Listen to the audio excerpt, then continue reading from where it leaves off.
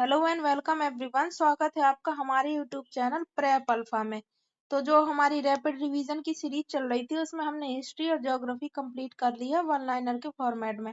अब आज हम इस वीडियो में भारतीय अर्थव्यवस्था स्टार्ट करेंगे। तो आइए बिना किसी देरी के वीडियो में आगे बढ़ते हैं। तो पहला टॉपिक है भारतीय अर्थव्यवस्था 1947 से लेकर 1991 तक का, जिसका टॉपिक है योजना आयोग तथा पंचवर्षीय योजना है। आइए देखते हैं क्या बोल रहा है। स्वतंत्रता पश्चात सन 1947 ईस्वी में पंडित नेहरू की अध्यक्षता में आर्थिक नियोजन समिति गठित हुई। आर्थिक नियोजन समिति गठित हुई पंडित नेहरू की अध्यक्षता में। बाद में इसी समिति की सिफारिश पर 15 मार्च 1950 ईस्वी में योजना आयोग का गठन एक गैर सांविधिक तथा परामर्शदात्री निकाय के रूप में किया गया। भारत की पहली पंचवर्षीय योजना 1 अप्रैल 1951 ईस्वी से प्रारंभ हुई। प्रथम योजना आयोग के अध्यक्ष प्रधानमंत्री जवाहरलाल नेहरू एवं उपाध्यक्ष गुलजारी लाल नंदा थे। 15 अगस्त 2014 ईस्वी को योजना आयोग को समाप्त कर दिया गया है। 15 अगस्त 2014 को योजना आयोग को समाप्त कर दिया। 1 जनवरी 2015 को भारत सरकार द्वारा योजना आयोग के स्थान पर राष्ट्रीय भारत परिवर्तन संस्थान अर्थात नीति आयोग का गठन किया गया। तो 15 अगस्त 2014 को ये योजना आयोग समाप्त कर दिया गया। फिर 6 महीने बाद आए हम 1 जनवरी 2015 में, तो नीति आयोग का गठन हो गया, जिसका फुल फॉर्म है राष्ट्रीय भारत परिवर्तन संस्थान। नीति आयोग सरकार के थिंक टैंक के रूप में सेवाएं प्रदान करने के साथ उसे निर्देशात्मक एवं नीतिगत गतिशीलता प्रदान करेगा। यह केंद्र और राज्य स्तरों पर सरकार को नीति के प्रमुख कारकों के संबंध में प्रासंगिक, महत्वपूर्ण एवं तकनीकी परामर्श उपलब्ध कराएगा। अब नीति आयोग का संगठनात्मक स्वरूप। अध्यक्ष हैं इसके नरेंद्र मोदी, भारत के प्रधानमंत्री। गवर्निंग काउंसिल है सभी राज्यों के मुख्यमंत्री और संघ राज्य क्षेत्रों के उपराज्यपाल। उपाध्यक्ष हैं इसके सुमन बेरी, प्रधानमंत्री द्वारा नियुक्त पूर्णकालिक सदस्य हैं डॉक्टर वी के Saraswat, professor Ramesh Chandra, doctor V के पाल। पदेन सदस्य हैं राजनाथ सिंह, अमित शाह, निर्मला सीतारमण और नरेंद्र सिंह तोमर। मुख्य कार्यकारी अधिकारी हैं परमेश्वरन अय्यर। विशेष आमंत्रित सदस्य नितिन जयराम, गडकरी, थावरचंद गहलोत, पीयूष गोयल, राम इंद्रजीत सिंह। अब भारत की विभिन्न पंचवर्षीय योजना। तो प्रथम पंचवर्षीय योजना 1 अप्रैल 1951 से 31 मार्च 1956 तक।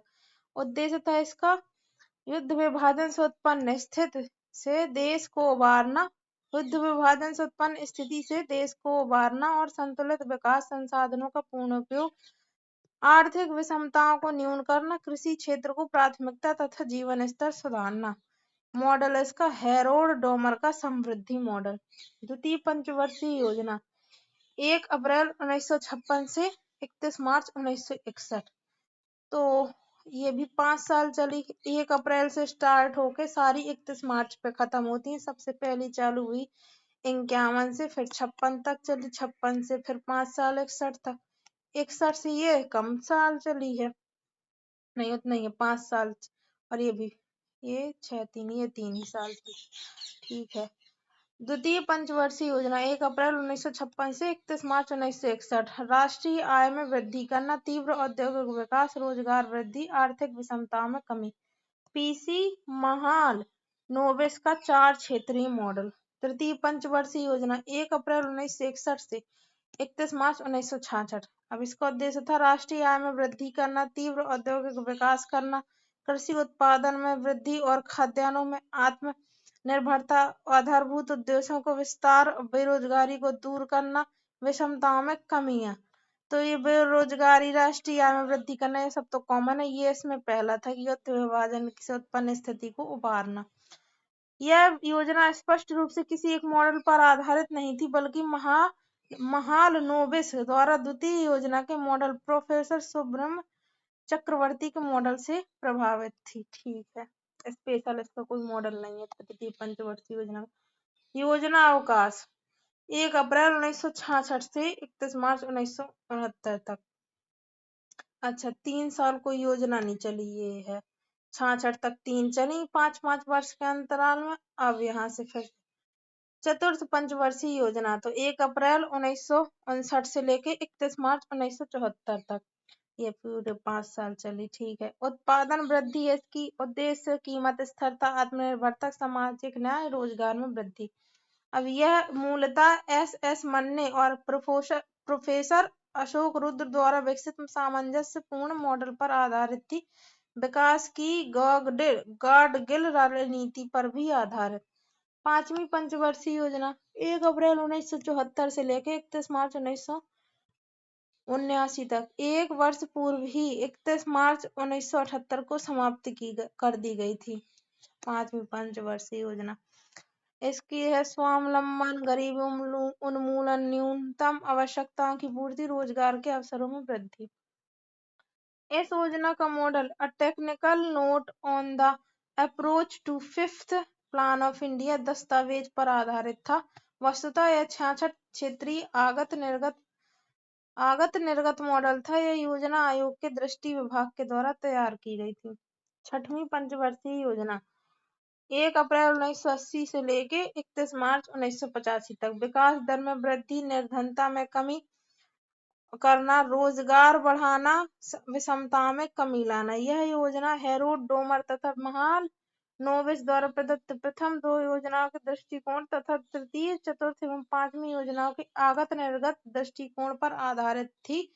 इसे निवेश योजना मॉडल के नाम से जाना जाता है। सातवीं पंचवर्षीय योजना 1 अप्रैल 1985 से 31 मार्च 1990, काम, भोजन और उत्पादकता है इसका उद्देश्य।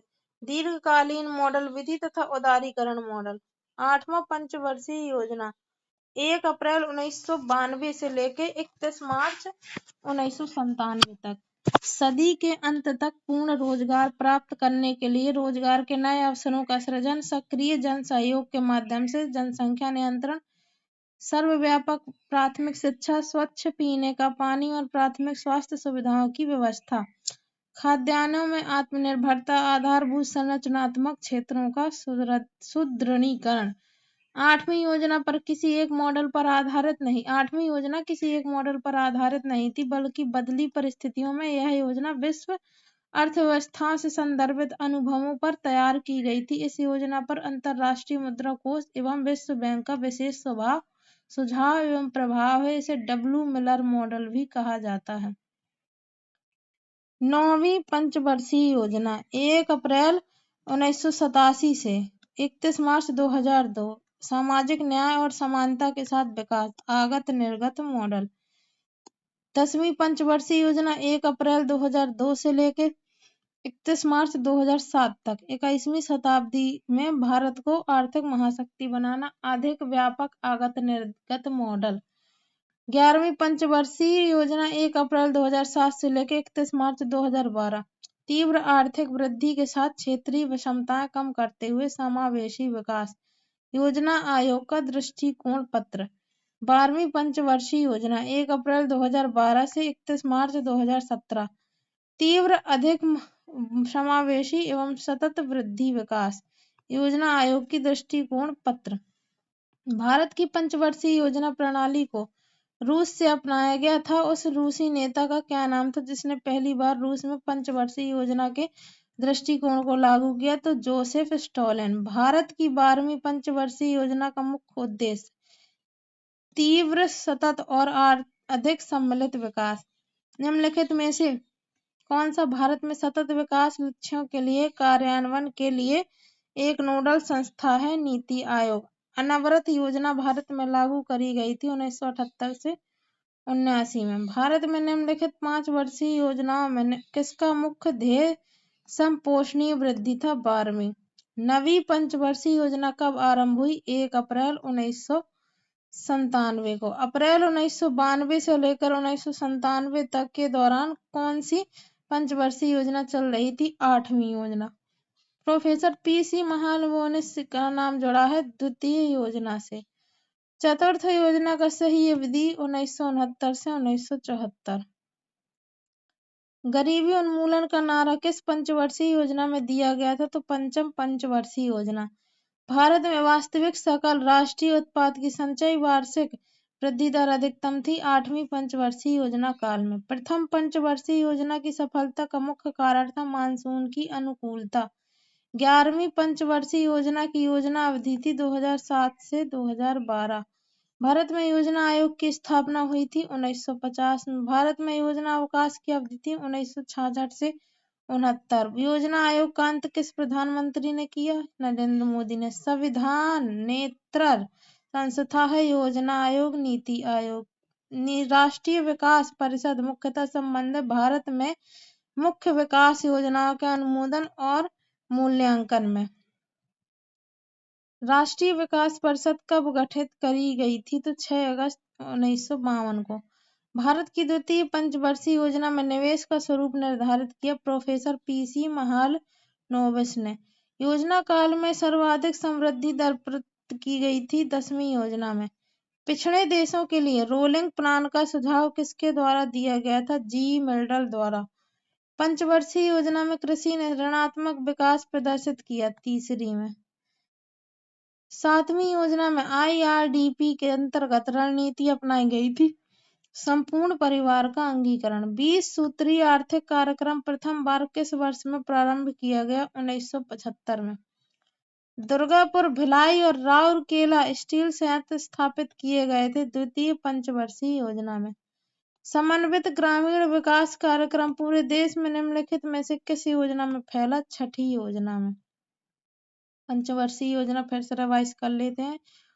तो सबसे पहली योजना चालू हुई थी 1 अप्रैल 1951 से लेके 31 मार्च 1956।